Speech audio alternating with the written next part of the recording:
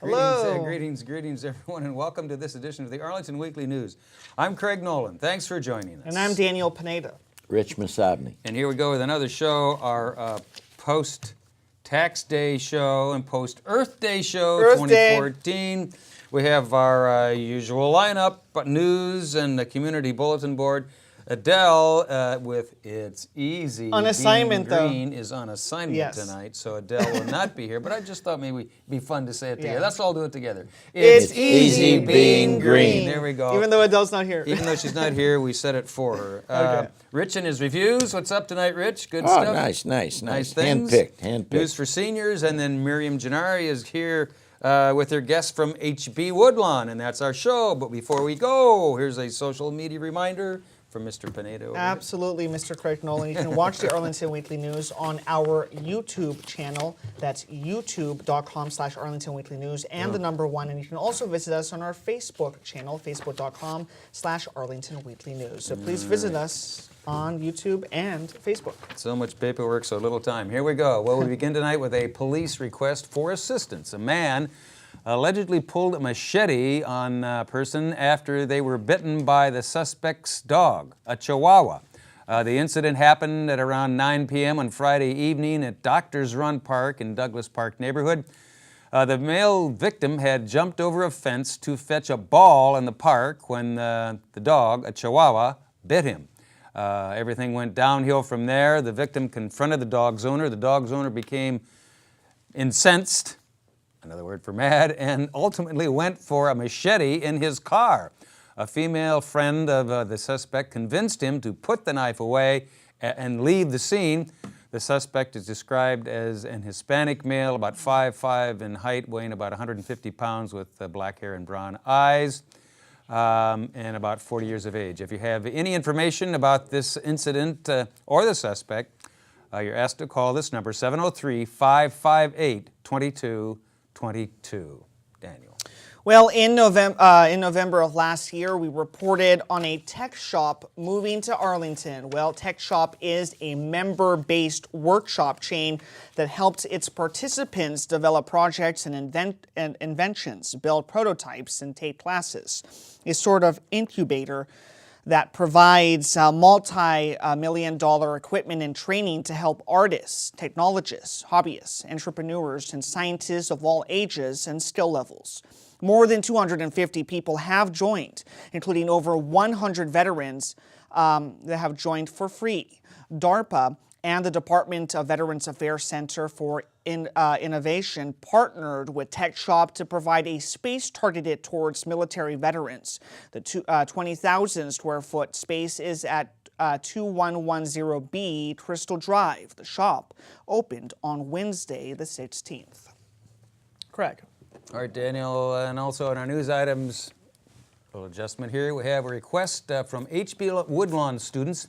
They're asking Arlington residents to turn off their lights for 1/2 hour, according to EarthForce. There are studies linking some types of cancer to being overexposed to artificial lighting. Students in Woodlawn's EarthForce group are asking residents to reduce light pollution by turning off all their lights from 10 to 10:30 on the night of Saturday, April 26. The observance will take place the same week as Earth Day, which is this week, which occurred just this past week on Tuesday the 22nd, Arlington's Green Expo on the 26th, and International Dark Sky Week, which runs from the 20th through the 26th. So try turning off your lights for a 1/2 hour, 10 to 10:30 this Saturday. See if it works. 30 minutes, right? Worth a shot. It's worth a shot, Daniel. absolutely. Well, students and faculty at Arlington Science Focus Elementary School got some good advice from an Olympian this week. U.S. Olympic figure skater Ashley Wagner visited the school to campaign against underage drinking. Wagner wore the bronze medal she won at this year's Olympic Games. She discussed the importance of eating fruits and vegetables and drinking lots of water to being a competitive athlete. That also included saying no to underage drinking. Senator Barbara Favola, Congressman Patrick Hope, and the president and CEO of the Foundation for Advancing Alcohol Responsibly also attended the event. Craig. And here's some information on a local couple who got to appear on ABC's Shark Tank TV show. Husband and wife business owners, former teachers and parents, Felix Brandon Lloyd and Jordan Lloyd Bookie, founded Zoobean, which is an online service for curating and delivering children's books that are personalized to each child's needs. 6 weeks later, they were invited to pitch an offer to prospective investors on the show. Mavericks owner and dot-com billionaire Mark Cuban ended up investing about $250,000 for a 25% share in the company. 3 months later, Zoobean completed an investment round of $980,000, almost $1 million. Cuban's stake is now 16%. The Lloyds still have a controlling majority and their company, and we hope they're moving forward. So good job to them and Zoobean. That's such a great show, and That's a good name. congratulations obviously goes out to really them. good job. Well, on Monday, April the 21st, 102 runners from Arlington competed in the Boston Marathon. 40-year-old Michael Wardian was the top finisher from Arlington with a time of 2 hours, 23 minutes, and yes, 32 seconds. Wardian was third in the 40 to 44-year-old men's division and 44th overall. Arlington's top female finisher was 26-year-old Kaylee Byrne. Her time was 3 hours, 9 minutes, and 5 seconds. All right, up next on this edition of the Arlington Weekly News, our CBB, or Community Bulletin Board file. Well, if you want to learn a language, here's some information for you. If you're interested in learning a language, the Arlington County Library may be able to help. Central Library has Arabic classes on Sundays, Chinese classes on Wednesday nights, and Spanish classes on Thursday. English is offered at Central and Columbia Pike Branch Libraries. French classes are offered at Aurora Hills Branch Library on the first and the third Monday of each month. To learn more about these and other library events, visit their website at library.arlingtonva.us. Daniel. Well, the Artisphere has several exciting events this spring. You can visit www.artisphere.com to read about everything going on, but here are just a few we think you'll want to know about. The Intergalactic Nemesis at Spectrum Theater stars Conan O'Brien and Andy Richter. It's a live-action graphic novel in celebration of 1930s radio serials, comic book culture, Star Wars, and other adventure books. It's being shown on Friday the 25th and Saturday the 26th at 8 p.m. Tickets are $20 and $30. Craig. All right, and also at the Artisphere, well, if you haven't heard of Sierra Leone's Refugee All-Stars, then you're missing the boat. They mix Sierra Leonean folk and pop music with catchy acoustic melodies that they created while living in West African refugee camps. Since their humble formation about a decade ago, they have toured the world and been featured on NPR. General admission tickets are $25. Lounge level tickets are $35. Guest artist Elik Ah from Togo, West Africa, will perform.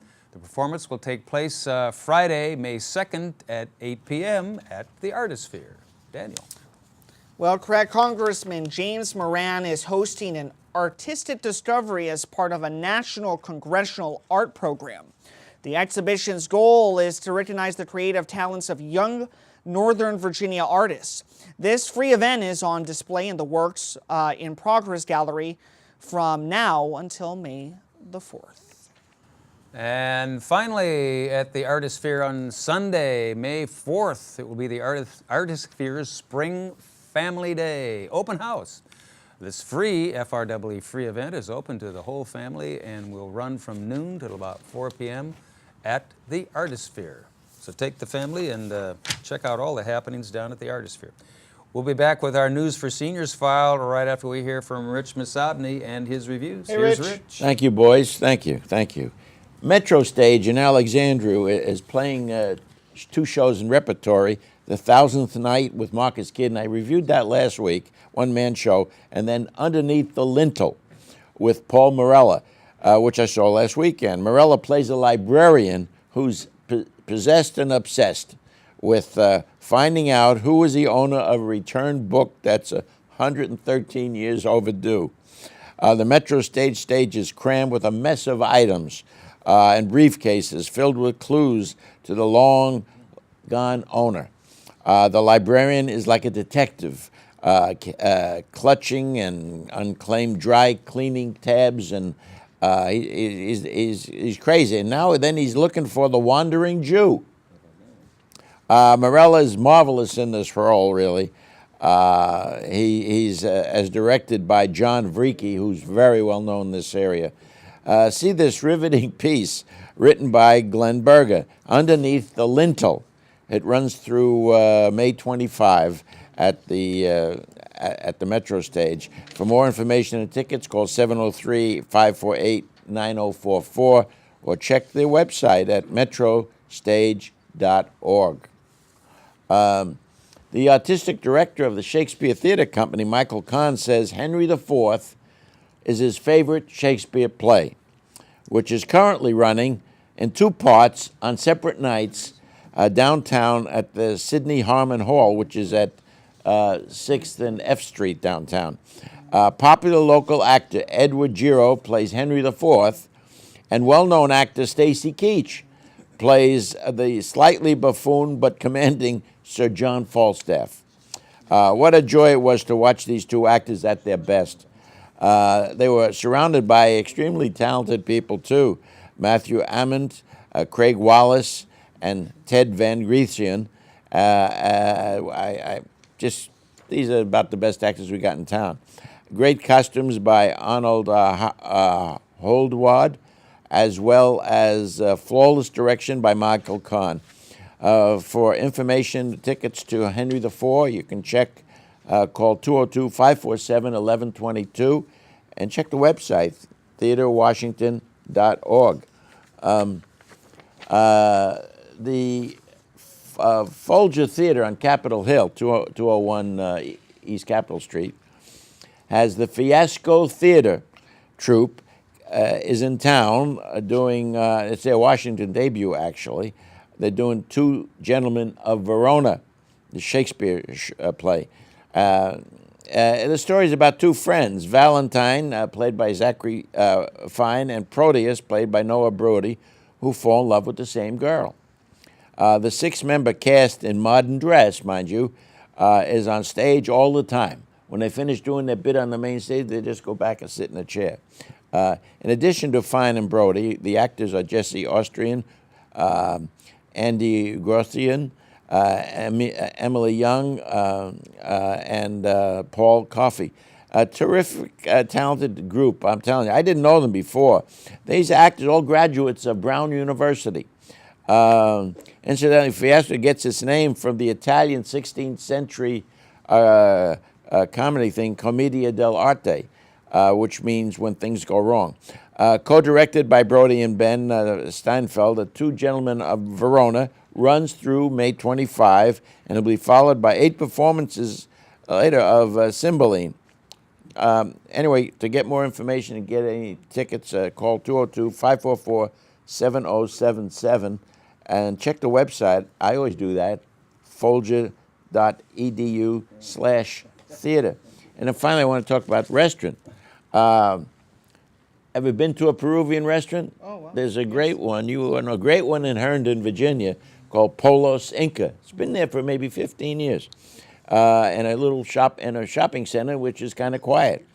And Jorge Pedamonte is the owner and executive chef and all that. And they got Julio Arguente who cooks there too, and got a lot of nice people there.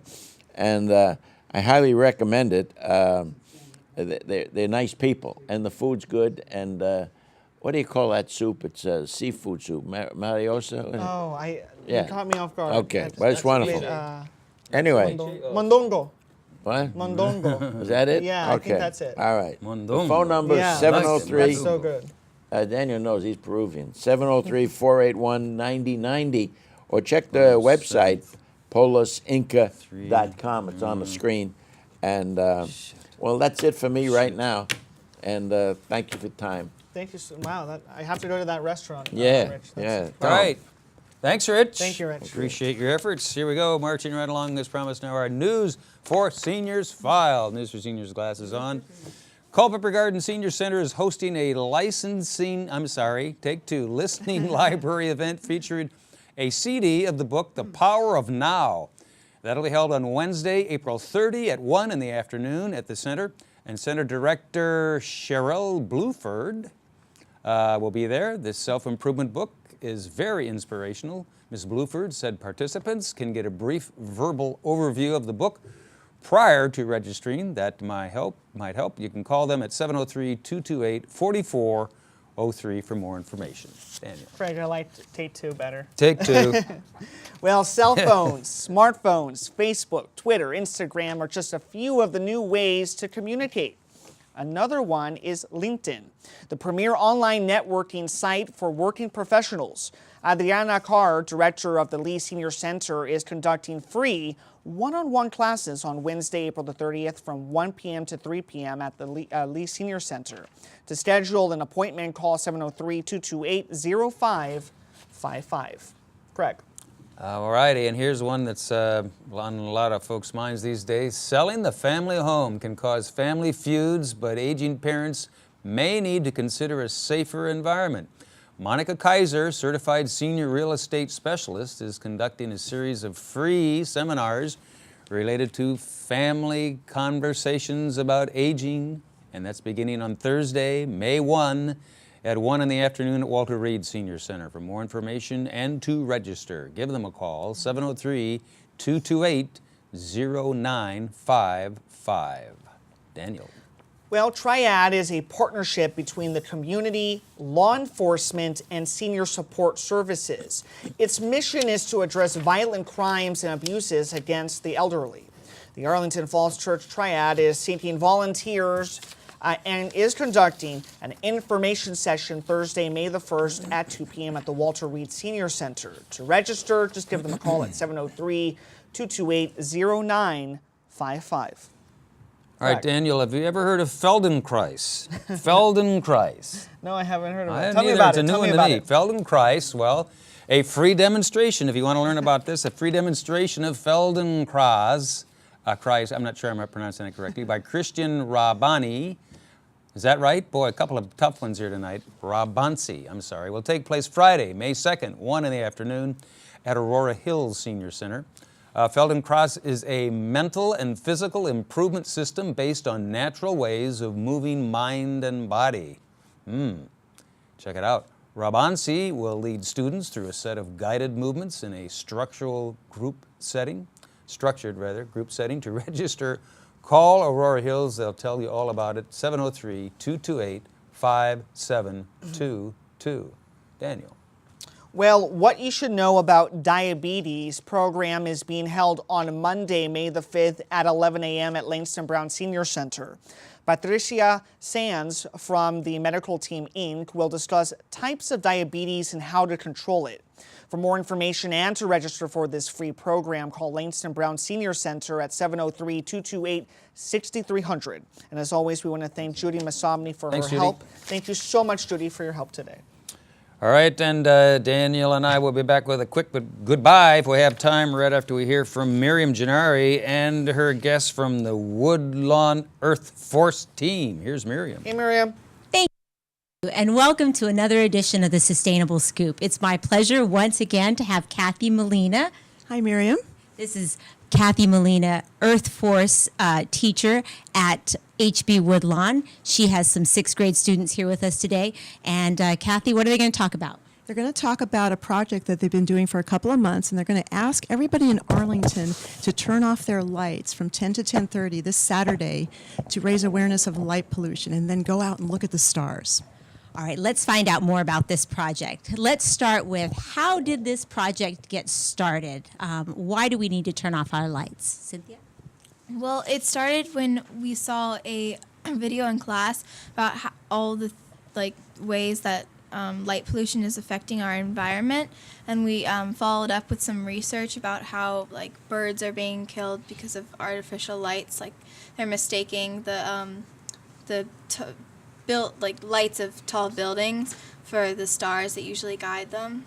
They get confused, and this was not an easy project to research. So how many of you gave up lunch and extra time to work on this project. Really? Did you mind giving up lunch? Yes, to be on TV. You don't mind being on giving up lunch to be on TV, do you? No. No. But why was this project so important to you?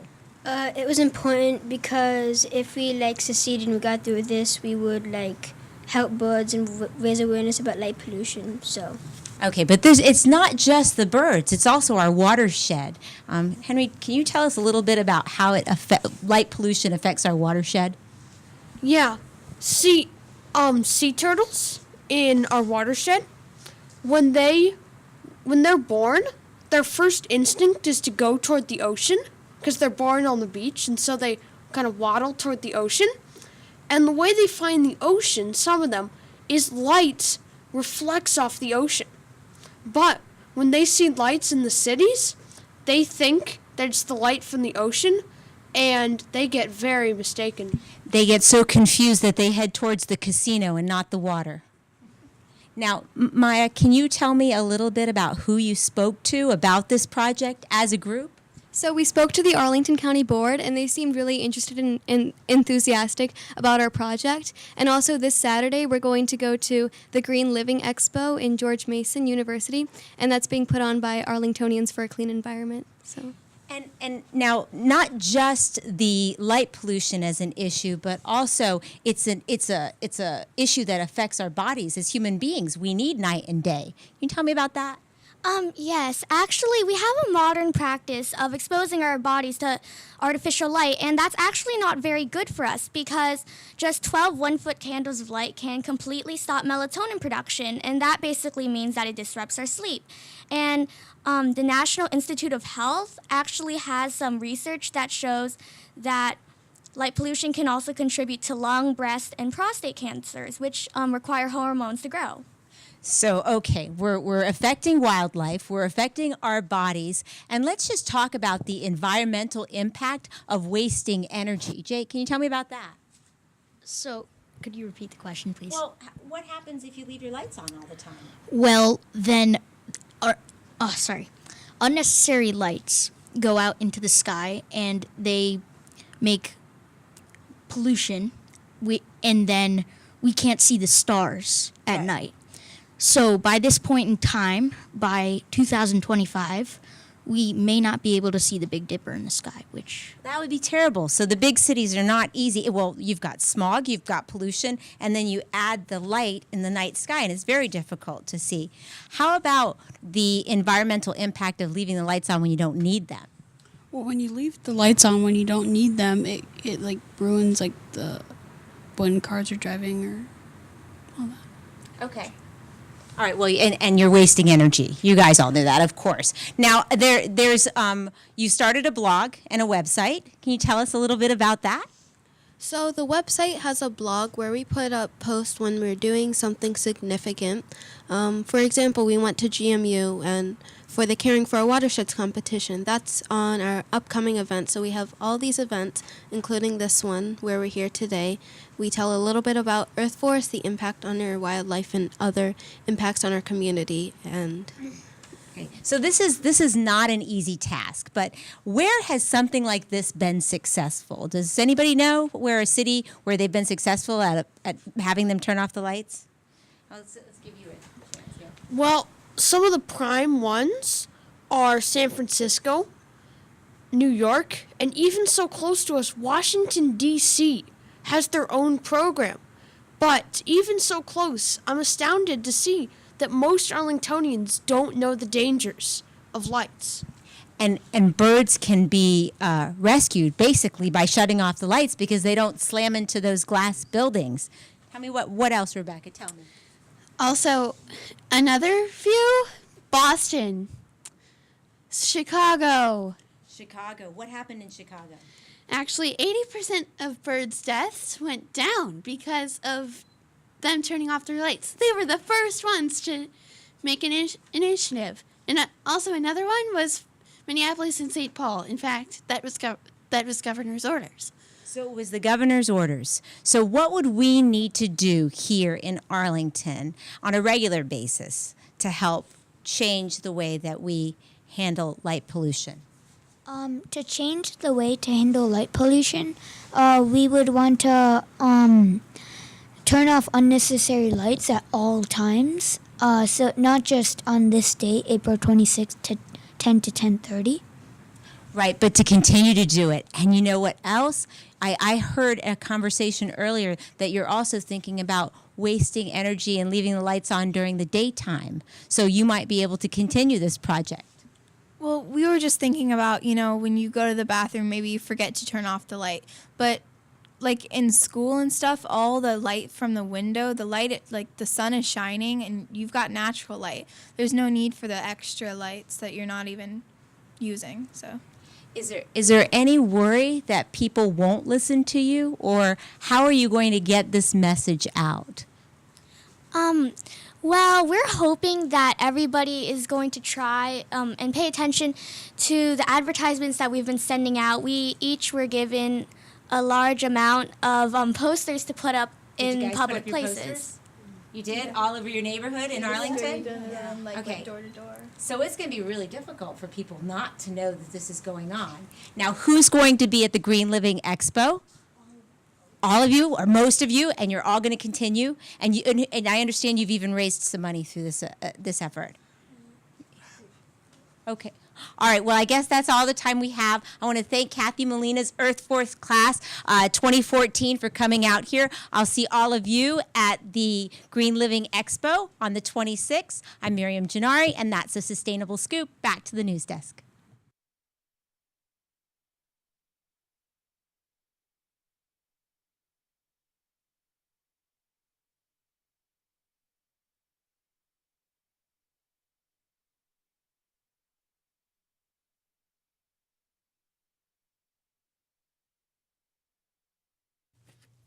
All right. Great Thanks, interview. Miriam. Thank you Miriam so Gennari much. and the HB Woodlawn Earth Force team. Boy, those kids know a lot of They're stuff so about the knowledgeable. environment. That's good. I think we're in good hands. Yes, we I are. think we're in good hands with those youngsters coming up along the way. Okay, that's about a wrap for this edition of the Arlington Weekly News. Anything else to add before we go, gentlemen? That's it. YouTube.com/Arlington There Weekly you News go. and the number 1. Social media, we're out there. Check us out. And next week, if you're there, we'll be here, whether or not you're there, for another edition of the Arlington Weekly News. Thanks for watching. Have a good week. Take care. Bye-bye. Goodbye.